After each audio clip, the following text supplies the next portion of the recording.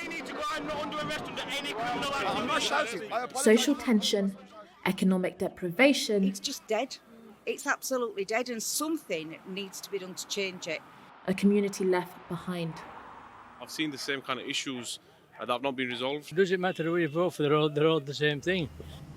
I'm in Batley Spen, where candidates are fighting it out in the upcoming by-election on July 1st. It is where a local teacher went into hiding after showing a cartoon of the Islamic prophet Muhammad in a religious studies class on blasphemy. I was at a public meeting about free speech and tolerance on Thursday the 24th, organised by the Reclaim Party. This lesson and previous lessons are driven by the right of educators to think freely and to engage their students in open, critical discussion in a contextualised manner. Batley Spen is the seat where the former Labour MP Jo Cox was murdered by a far-right extremist. Her sister Kim Leadbeater is a Labour candidate in this by-election. She's been working hard to connect with the community. Brilliant, thank you so much. And made several unsuccessful attempts to speak to the Labour and Conservative candidates and their campaigners. Thank you. What, do you have a problem speaking to certain types of voters? GBNews, no thank you. Whilst the Tories have won here in the past, Labour have been in power here since 1997. Batley Spen voted 60% to leave. The European Union's far outgrown what it was established to do. And I'm the other way. I voted to remain. What struck me was how so many residents placed the responsibility for many of the challenges in this area squarely on Labour's shoulders.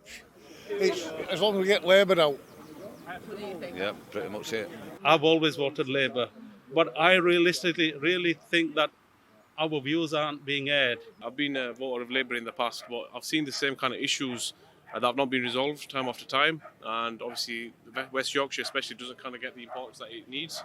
So I think it is generally time for reform and a time for change. The white English working class has fallen out of love with Labour big time. One of the few bricks left in the so-called Red Wall was the minority ethnic bricks. At least a part of that minority ethnic brick has fallen out of the wall.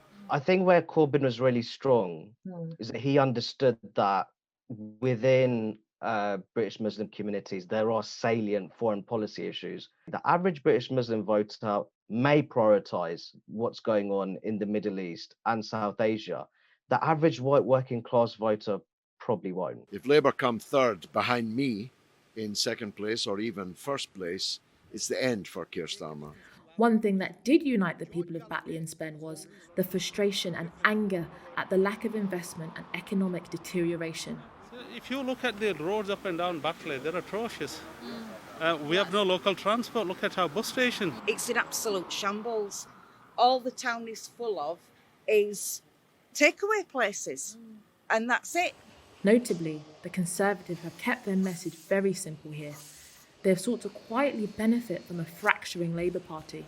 By focusing on the bread and butter economic issues, problems with local infrastructure, I think the Conservatives are taking the right path towards victory. Some might argue that Labour appear to also be reaping the consequences of playing the politics of identity and sectarianism. But the Labour Party has been playing this game of, give us block votes, whether it's the trade unions or whether it's the so-called the Muslim community or the mosque. We're beginning to see this ugly expression of separatism and group identity overriding the individual who is loyal to his or her country. More effort needs to take place in terms of bringing people together rather than dividing them. There has been an absence of political leadership in terms of trying to cultivate an inclusive patriotism that can really bond different groups together.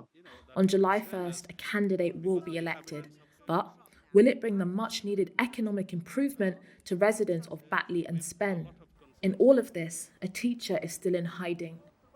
And unless there is honesty about the problems and the political will to deal with them, the worry is that questions around free speech, social cohesion, and British identity will remain unanswered.